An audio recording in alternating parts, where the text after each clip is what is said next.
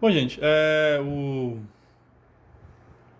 aquela que eu tava falando sobre o vídeo, não, o vídeo deu uma parada aqui, tinha acabado o espaço da memória do meu telefone, aí que acabou o vídeo, tá? Mas o que eu tava falando era sobre é, como nós aplicamos ao teorema de T, né? Na verdade, nem a aplicação a gente vai ver mais pra frente, tá? Só um exemplo aqui desse teorema aqui de Taylor infinitesimal, tá? Que é dado por essa expressão que nós vimos no vídeo anterior, né? Ok? Então, nós pegarmos aqui como exemplo a função f de x, né? Então, f de x igual a 1 sobre 1 mais x. Ela é n vezes diferenciável, desde que x não seja desde que x não seja 1, né? E x não pode ser, desculpa, menos 1, né? X não pode ser menos 1, tá? Eu até cheguei a comentar sobre essa função, né? Que o polinômio de Taylor dela tem como polinômio de Taylor, né? Polinômio de Taylor em torno de x igual a zero, né? Dessa função f, né? De f, ela é dada por essa expressão, né? Que é o... Deixa eu só ver. Eu vou usar a notação, tá, gente? Eu vou usar a notação essa notação que tá aqui, tá? Eu vou usar a notação que é a notação que eu tô usando aqui pra... Cadê? Aqui, né? Esse teorema, tá? Que é o... Seria assim, né? Nós vimos lá que... Na verdade, lá, quando nós fizemos isso aqui, né? Nós vimos que ele seria da forma... Por onde ter ele, né? Seria um p de x, né? Seria 1 mais x ao quadrado, por aí vai, né? Mais x elevado a n, ok? Que é onde a primeira aqui é o p de zero, que é o f de zero no caso, né? O 1 aqui é o f de zero, aqui seria a derivada. Ou seja, né, por essa expressão aqui, né? P de x é igual a somatório de quem? Somatório de f K é uma derivada num ponto A. Nesse caso, o nosso A aqui é zero, né? De K variando de 1 até N vezes x menos zero, nesse caso, x menos zero elevado a K, né? Certo? Beleza? Essa parte que eu estou chamando de H, né?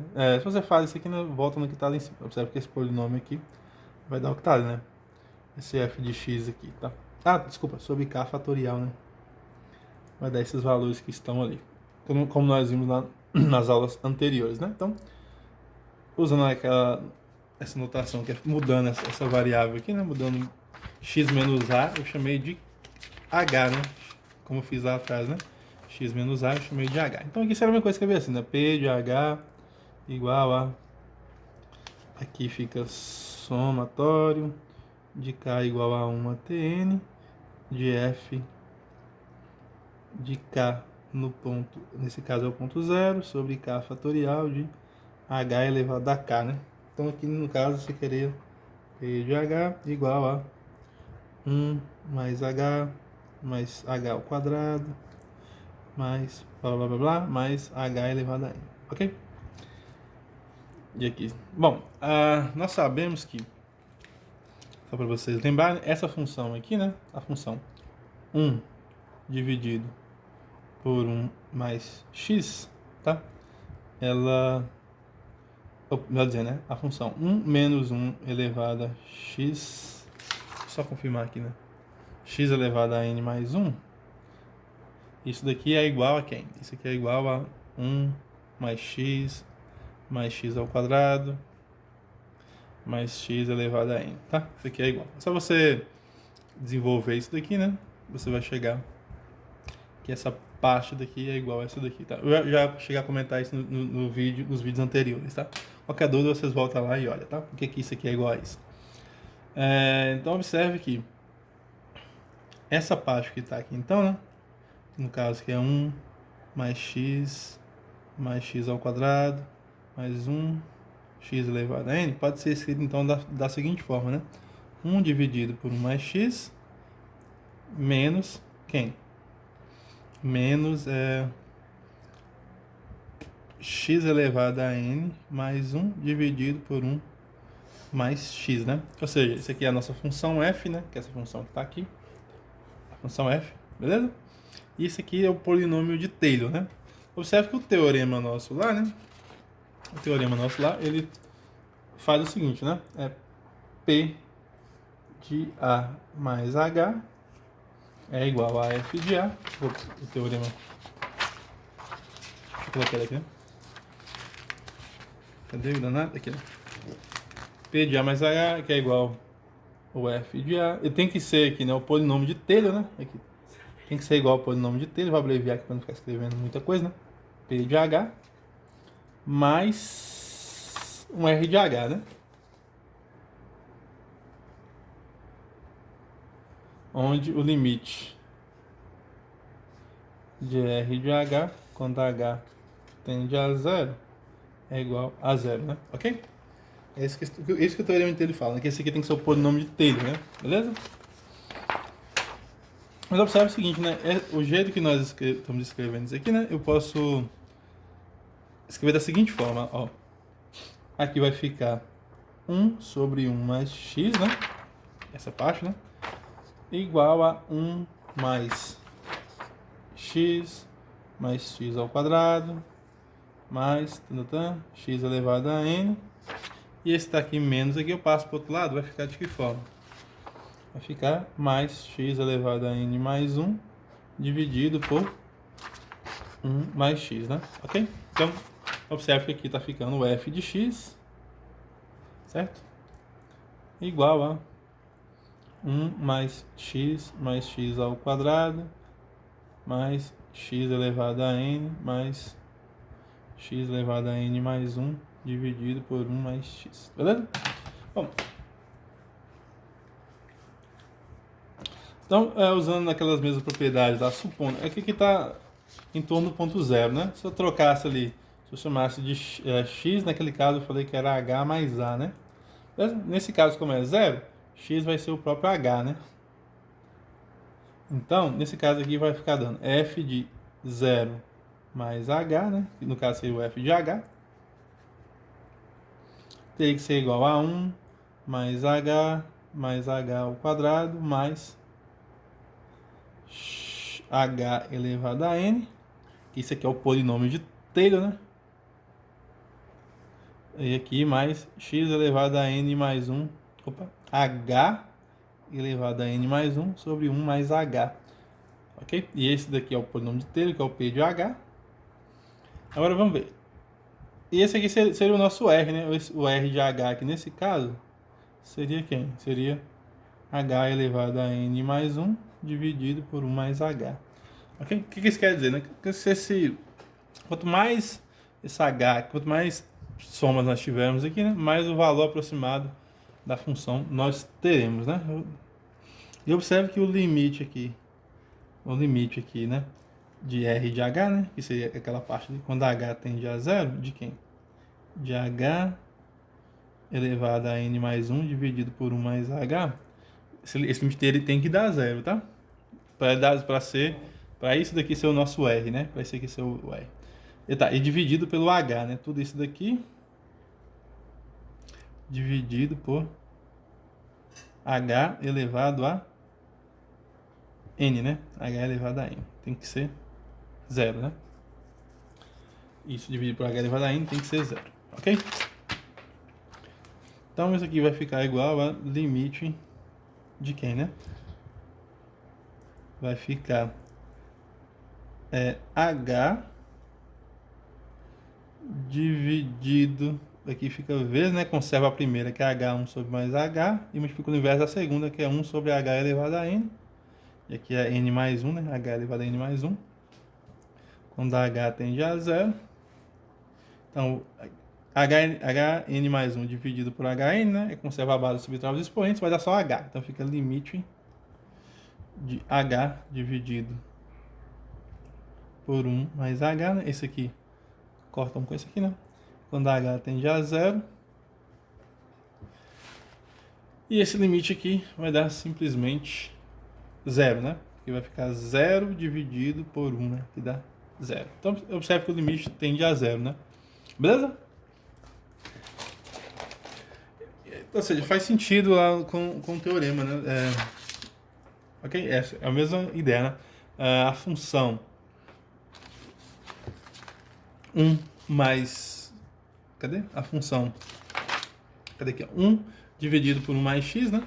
A função 1 mais x. Ela é igual, né? O polinômio de Taylor, que é esse polinômio aqui, né? 1 mais x elevado ao quadrado até x elevado a n, mais uma função, né? Que é um r de x nesse caso, né? Um r de x. E nesse caso, esse r de x seria aqui, x elevado a n mais 1 dividido por 1 mais x, né? Beleza? Tá isso, né? Ok. Onde isso aqui vai tender para 0, né? E observe o seguinte, né? Que o que quer dizer então esse polinômio de Taylor aqui, né? Quando a função, quando h tende a 0, né? Essa expressão aqui, né? Tende a se aproximar do valor da função, né? Quando o h aqui vai tendendo a 0, toda essa expressão grandona aqui, né? Ela tende a ser o f de a mais h, né? Porque quando esse h aqui está muito próximo de 0, esse valor aqui é muito pequeno, por isso que ela é infinitesimal, né? Esse valor aqui é um valor muito pequeno, está se aproximando de um h. Então, o polinômio de Taylor se aproxima de f de a mais h, né? Quando h tende a 0, desculpa, o polinômio de Taylor, né, se aproxima do f de a, que é o que a gente sabe sobre o polinômio de Taylor, né? O p de 0, né, do polinômio de Taylor, como nós vimos mais para trás, né? O polinômio de Taylor no ponto 0 é igual à função aplicada no a, beleza? Ok.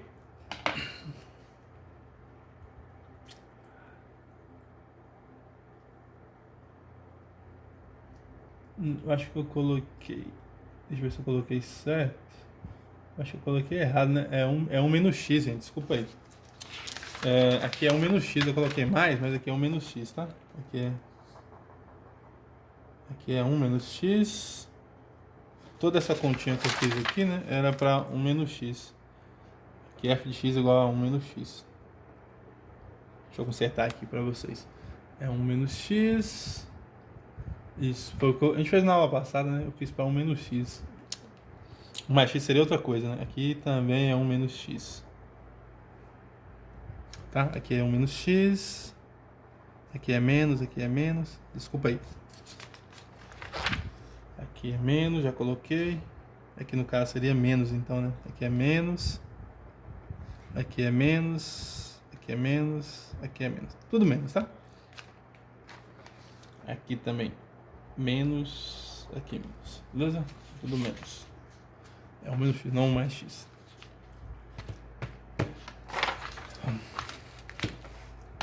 Então, polinômio, mas tem mais coisas sobre o polinômio de Taylor, tá? Essa primeira que eu mostrei para vocês, esse primeiro teorema, ele nos dá uma informação bastante interessante, que é sobre a função, sobre a função não, sobre os pontos máximos, o ponto máximo e ponto de mínimo de uma função, tá? Vamos ver aqui um outro teorema aqui, tá? Seria mais uma conclusão daquele teorema lá, desse teorema, né? Vamos ver aqui, tá?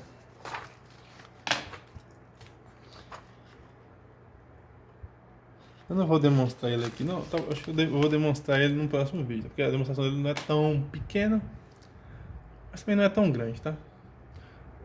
Dá pra demonstrar depois. Que é quando nós pegarmos uma função, né? Seja uma função f que sai de até os reais, né? N vezes derivada.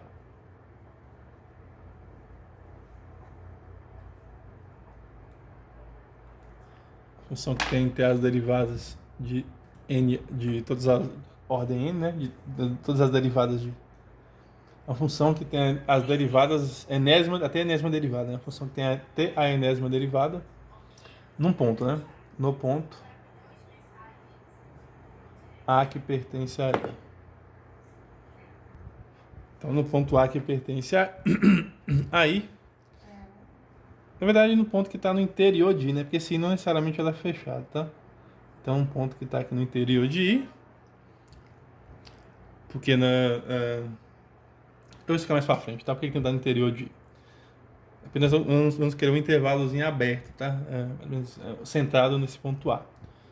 Então, vai ter que estar no interior de I. Então, vou pegar um ponto, e o intervalo necessariamente ele é aberto. Se o intervalo for aberto, então o interior de I é o próprio I, né? Se o intervalo for fechado, então o interior de I vai ser um intervalo aberto. Se ele nem for aberto nem fechado, então esse intervalo interior também vai ter que ser um intervalo aberto. Tá? Então, estou querendo dizer o seguinte, estou querendo pegar um A que está no um A que pertence a um intervalo aberto, beleza? Mas o I, esse necessariamente ele é um... Vou pegar um ponto que não é um extremo, não é um extremo que pertence ao intervalo, né? Beleza? É isso que nós estamos querendo dizer, ok? Ou um ponto que não pertence aos pontos de acumulação, né? Beleza? Na verdade, ao de acumulação não, que está no bordo, né? Seja um supremo desse, ou um ínfimo, né? Seja um supremo ou ínfimo, né? Desse ponto não, desse intervalo, né? Tô querendo o seguinte, né? Deixa eu só explicar melhor aqui. Tô querendo pegar, nós vamos pegar aqui, né? Dizer que está no interior do intervalo. Deixa eu pegar aqui uma folha de rascunho. Se eu achar uma folha de rascunho aqui. Só um segundo, deixa eu pegar aqui. Eu vou rascunhar aqui melhor. Aqui, ó. Quer dizer o seguinte, né? Dizer que A pertence ao interior de X. Interior de I, desculpa. Dizer que A pertence ao interior de I. Aqui nós temos um intervalo dessa forma, por exemplo. Nós podemos ter intervalo dessa forma, né? 0, 1. Então quer dizer que o A não pode ser 0, né? Ok? Porque 0 não pertence ao interior desse conjunto aqui, né? Em si. Beleza? Essa que é a ideia, mais ou menos, né? Pode ser qualquer um menos 0 dentro desse conjunto, né? Se o intervalo fosse aberto, né? Desculpa, se fosse intervalo do tipo 0, 1, então nós queremos um ponto que não seja nem 0 e nem 1, né? Ou seja, nem 0 e nem 1 podem pertencer ao interior do 0, 1, né? Do intervalo fechado 0, 1, que no caso aqui nós sabemos que é o intervalo aberto, beleza? É isso que eu tô querendo dizer com esta fala, tá? Com essa nossa fala aqui. A pertence ao interior de I, beleza? Quer dizer que A não vai ser nenhum extremo que pertence ao conjunto, né? Com as derivadas, todas as derivadas aí nesse ponto A sendo 0, isso é importante, para todo I, né? Para todo I, não, desculpa, para todo K, que vai de uma TN, tá? E a última derivada, aqui ó, as duas derivadas são 0, mas a última derivada nós queremos que seja diferente de 0, tá? Cuja a enésima derivada aqui seja diferente de 0. Então nós vamos ter, se n é par, né, nós vamos ter duas... Na verdade, nós temos duas condições, né? Se n for par, então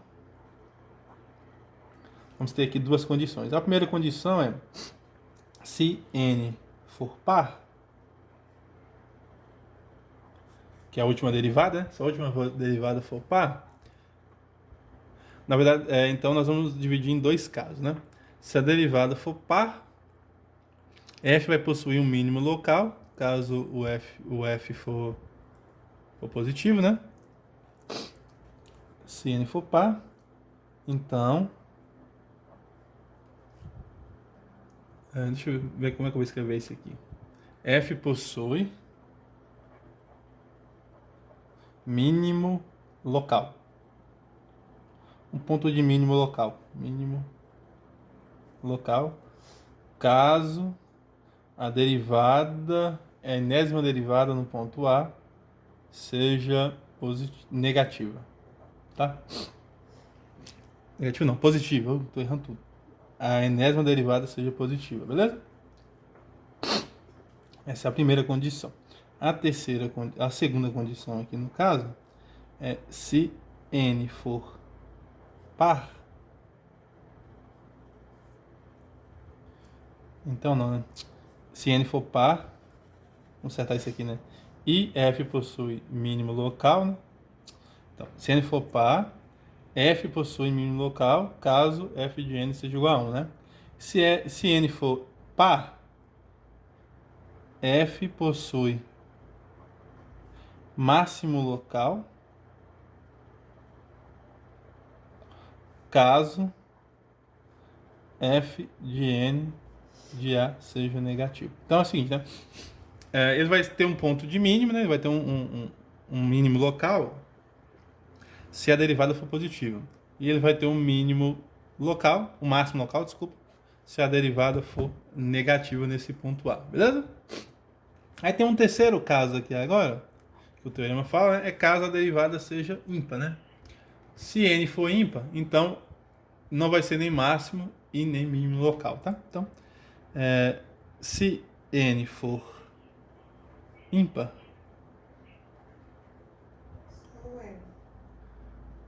então ele não vai ter nem máximo nem mínimo, tá? Se n for ímpar, então A não é ponto nem de mínimo e nem de máximo local. Então, A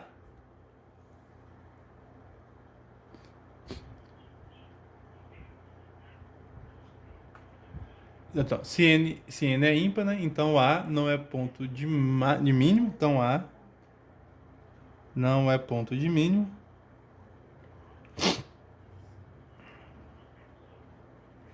E nem ponto de máximo, tá? Não é nem mínimo nem máximo. Ou seja, ele pode ser ponto de célula no caso, né? Ok? Então você tem essas três, né? Então se... Eu não vou demonstrar esse teorema aqui, não, porque a demonstração dele é um pouquinho grande. Eu vou dar só alguns exemplos aqui para vocês, tá? Talvez eu demonstre esse teorema amanhã, beleza? Eu volto nele aqui e demonstro. Amanhã não, na próxima aula, tá? Mas o mais interessante dele é saber, tá? Saber o que o teorema está querendo nos dizer, tá? Esse teorema aqui, ele é bem interessante, tá? Que ele fala que ele nos dá condições saber. E a demonstração desse teorema aqui, tá? Ela é feita pelo teorema passado, tá? Pelo teorema passado, não. Por aquele teorema lá, tá? Eu só não vou demonstrar agora que a demonstração ela é razoavelmente grande, tá? Não é tão grande assim, mas beleza? Mas eu vou dar um exemplo aqui e depois eu demonstro esse teorema, tá? Depois eu dou uma demonstrada nesse teorema para vocês. Estou vendo a demonstração dele aqui, ele é um pouquinho grande, mas a gente usa o teorema passado, né? O teorema de Taylor infinitesimal, tá?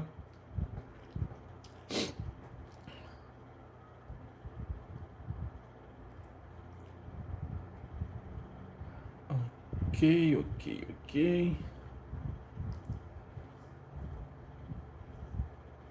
Tá. Bom, então eu vou dar um exemplo desse teorema aqui. Aí na próxima aula eu demonstro ele, tá? Eu vou dar um exemplo aqui desse teorema, que é mais fácil de vocês entenderem. Eu quero mais é que vocês entendam, não quero que vocês decorem esse teorema, tá? Eu só quero que vocês entendam o que o teorema nos diz, tá? Então, na próxima aula eu dou mais exemplos e demonstro ele. Então, o teorema é esse, né? Se a função for n vezes derivável no ponto A pertencente ao interior de I, com f de k igual a zero, né? Fk aí a késima derivada, né? Com a késima derivada no ponto A igual a zero, para todo I de 1 até n, né? Excluindo n, né? 1 pode ser 1 até n menos 1 no caso, né? Eu poderia substituir aqui, né? Para menor ou igual a n menos 1, beleza? E a f de n diferente de zero, tá? Fn diferente de zero. Aqui eu poderia colocar o menor ou igual e colocar n menos 1. Eu só preciso que a última derivada não seja nula, tá? A enésima derivada, eu quero que ela não seja nula, beleza? Bom, deixa eu ver aqui. Então, se n for par, né? F vai ter que possuir o mínimo local, no caso, né? Onde essa derivada, como ela vai ser diferente de zero, ela é positiva e negativa, né? Se ela for positiva, então e o n for par, né? No caso, o n ser um valor par, então esse ponto A vai ser mínimo local, né? E se a derivada f possui máximo, e se f for par também, né? E a enésima derivada no ponto A for negativa, então esse ponto A vai ter que ser mínimo local, tá? Esse ponto vai ser, desculpa, máximo local. Se a derivada for positiva, mínimo local, caso o n for par. Se a derivada for negativa, né? A enésima derivada negativa, então máximo local, se caso o n for par também. Agora, o caso de n for ímpar, então esse ponto não pode ser nem máximo nem mínimo, beleza? Então, nem máximo nem mínimo. Pode ser ponto de célula, ou então não pode ser nem ponto crítico, no caso, né? Não pode ser nem ponto crítico, beleza? Por exemplo, vamos ver um exemplo aqui, fica mais fácil de entender com exemplo. E depois eu demonstro esse teorema para vocês. Aqui um exemplo aqui, ó. Acho que o meu telefone só grava 20 minutos, 30 minutos, tá? Então vou tentar fazer o exemplo bem rápido. Está em 25 minutos aqui. Então, vamos pegar a função. Seja f de x igual a x elevado a 4. Então, essa aqui é uma função polinomial.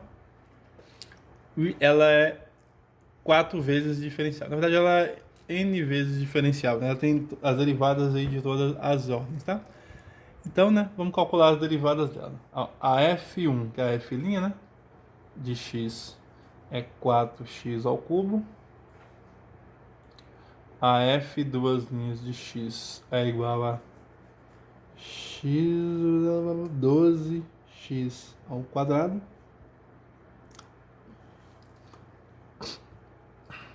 A f3 linhas aqui de x é igual a 24x, né?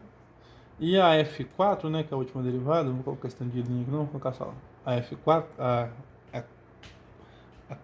quatésima derivada, né, a derivada de ordem 4, vai dar 24, que é diferente de zero, né? Observe o seguinte, tem que ser todos no ponto zero, né? Aqui, ó. A f' no ponto zero vai dar zero, né? Porque vai ficar 4 vezes zero. A f duas linhas aqui no ponto zero também vai dar zero. F duas linhas também vai dar zero. A f três linhas dá zero, que vai ficar 24 vezes zero. E só sobrou quem? Sobrou a f, a quatésima derivada, né? A derivada de ordem 4 no ponto zero, deu 24, que é diferente de zero. Então, nós estamos na condição do teorema, né? Estamos aqui na condição do teorema que fala f é n vezes diferenciável e todas as derivadas até a n menos uma derivada, né, que é na ordem, se elas forem diferenciáveis, se ela for todas iguais a zero, né? E a última que eu quero derivar aqui, a enésima derivada aqui, for diferente de zero, então temos essas ideias, né? Mas o meu n aqui, que foi a quantidade de derivada que eu fiz, né? Foi quanto? A quantidade de derivadas que eu fiz aqui foi 4. Então, meu n aqui é igual a 4, que é par. Então, n, que é 4, né? 4 é par. Nós temos que olhar, e a derivada aqui deu positiva, né? E a f4 aqui, no ponto zero, deu positiva, né? Que é 24, né? Que é igual a 24, que é positivo. Então, nós estamos na condição I aqui. Na condição I fala que esse ponto é de mínimo local, né? F é ponto mínimo local. Ou seja, né? 0 é ponto de mínimo local. Ok? E de fato né? Se nós pegarmos aqui o gráfico dessa função, né? O gráfico dessa função é da função da seguinte maneira. Quando x vale 1 aqui, né? X igual a 1 e x igual a menos 1 é a mesma coisa. Aí se o x for 2, vai ficar valendo 2, ela vai crescer assim. Ela é a mesma coisa da função quadrática, né? Só que ela cresce de maneira mais rápida, né? O 2 vai lá no 16, né? O 2 vai lá no 16. 2 e menos 2 vai lá no 16. Ela é mais aberta, né? Ok? E observe que o ponto 0 aqui é o ponto de mínimo local, né? Que o f de 0 é 0. Que é justamente esse ponto aqui, né? É ponto de mínimo local, beleza? Tá? Tá, então é um teorema fácil de identificar, tá? Isso vale para qualquer função. Você pode pegar qualquer tipo de função aí, né? Você pegar a função, sei lá, vamos pegar aqui uma função aqui. F de x igual a x a quinta menos 5, por exemplo, né? Menos 5x. Só você derivar, né? Derivada aqui primeira vai dar 5x elevado a 4 menos 5. Derivada segunda vai dar... derivada segunda vai dar 20x elevado ao cubo. Derivada terceira de x vai dar 60x ao quadrado.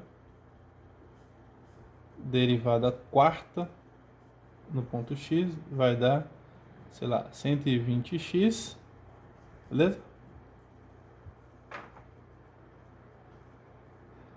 Está certo isso. Peraí, derivada primeira dá 5x à quarta menos 5. A derivada segunda vai dar 4 vezes 5, 20, 20x ao cubo. Derivada terceira dá 60, dá 120x, beleza? E agora a derivada quinta, né? A derivada quinta dá de x dá 120. Então, eu observo que tudo vai ser zero, né? A derivada primeira no ponto zero é igual à derivada segunda no ponto zero, que é igual à derivada terceira no ponto zero, e assim sucessivamente, até chegar na... só botar só mais uma, né? Nem precisar ter feito isso. A derivada quarta no ponto zero. Todas elas são igual a zero, e a derivada quinta no ponto zero é diferente de zero, né? Que é igual a 120, é diferente de zero. Então, o teorema aqui está nos dizendo, né, que essa função aí não vai poder ter ponto de máximo local e nem de mínimo local no ponto zero, né? Porque o n é ímpar, né? Como o n aqui é igual a 5, que é ímpar, o teorema nos diz que zero não é máximo e nem mínimo local, né? E nós sabemos que esse ponto aí seria um ponto de Cela, né? Essa função x à quinta ali, né? Ela passa aqui no... acho que aqui no 5 aqui, certo? F de 0 menos 5x vai dar 0. Ela passa aqui.